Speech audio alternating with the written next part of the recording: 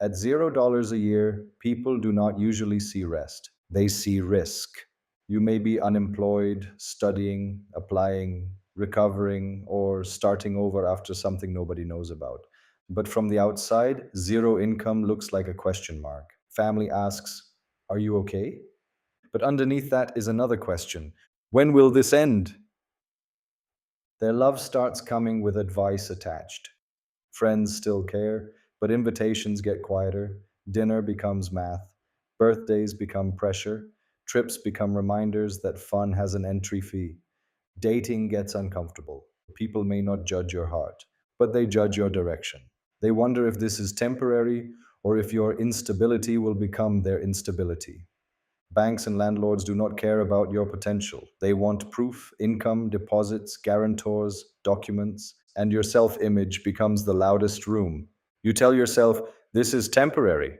But another voice asks, "What if this is who I am now?" At zero, the status game is not about luxury, it is about being seen as safe enough to believe in. Then comes $25,000 a year. Now there is income, a job, a routine, a number. People relax, but only halfway. Family says, "Good, at least you are working."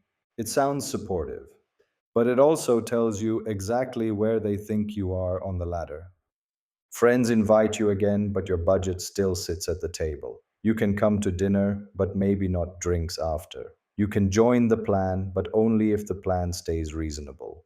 Dating becomes a performance of being okay. You choose the place carefully, not too cheap, not too expensive. You do not want to look broke. You do not want to look fake either. At work, people may treat you as junior, even if you are sharp. At this level, you are often seen as still being built, still replaceable, still lucky to have the seat. And your self image splits in two. One part is proud, another part is embarrassed that survival still takes this much strategy. At 25,000, people treat you like you are responsible enough to stand, but not stable enough to lean on. Then comes $60,000 a year. This is where life starts looking normal from the outside. Family stops panicking and starts planning your future for you. When will you save? When will you move? When will you settle? When will you become serious? Friends treat you as functional now. You are no longer the person everyone silently adjusts plans around. You can split the bill without feeling the table pause. Dating becomes less defensive. You are not rich, but you look credible. You look like someone whose life works. Landlords and banks become less suspicious. Your income is not impressive, but it is explainable. The paperwork feels less like an interrogation. And your self image gets dangerous here because 60,000 can feel like proof that you are finally okay until you compare. A friend earns more, a coworker travels more, someone your age buys a place, someone younger gets promoted, and suddenly the salary that made you feel safe starts feeling average. At 60,000, people treat you like you are doing fine, but fine can become its own kind of pressure. Then comes $100,000 a year. This is the number many people imagine as the line, the adult number, the respect number, the "I made it" number, and yes, people do treat you differently. Family describes you with more pride. Your choices look smarter now because income makes them look intentional. Friends assume you can say yes, the dinner, the trip, the nicer place, the extra round, not always cruelly, just quietly.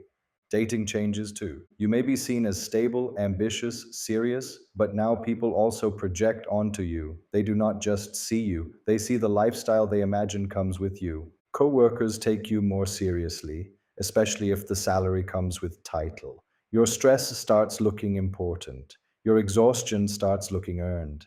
But the self image becomes heavier because now you are not supposed to feel anxious. You earn six figures. So why are you still checking your bank account? Why does rent still scare you? Why does one bad month still shake you? The problem is that your income rose, but so did the version of yourself you now feel responsible for maintaining. At 100,000, people treat you like you are successful enough to be okay, which makes it harder to admit when you are not. Then comes $250,000 a year. At this level, people stop treating your income like a number. They start treating it like a personality trait. Family may see you as the successful one, the problem solver, the backup plan, the person who can help. Your money becomes part of your role in the family.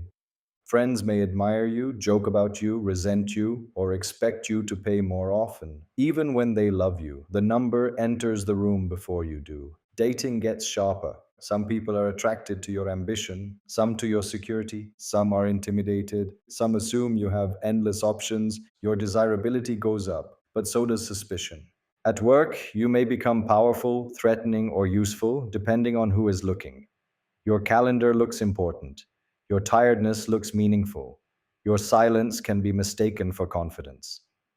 Banks and landlords no longer ask if you are safe, they assume it. Friction disappears because your number makes you look worth the risk, and your self image becomes both proud and trapped.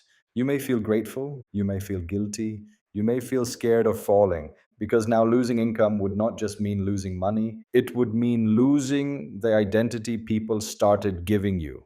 At 250,000, people treat your life like proof, and proof is heavy. Then comes $1 million a year. Most people imagine this as freedom. Socially, it becomes something stranger. At 1 million, people stop reacting to income as income.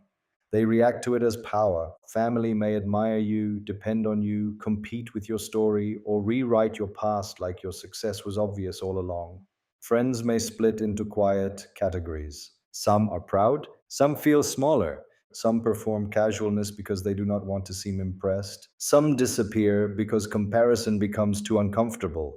Dating becomes a mirror maze. Do they like you or the access, the lifestyle, the certainty, the protection, the story?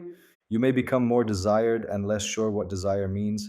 At work, people may listen before you finish speaking. Not always because you are wiser, sometimes because money creates the appearance of wisdom. Doors open faster, service becomes warmer, people assume you know something, people assume you are something.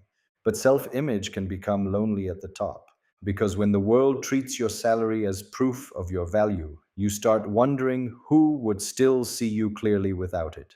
At 1 million, people may treat you like you have won, but winning can become a costume you are afraid to take off, and that is the uncomfortable pattern. The same person moved from $0 to $1 million.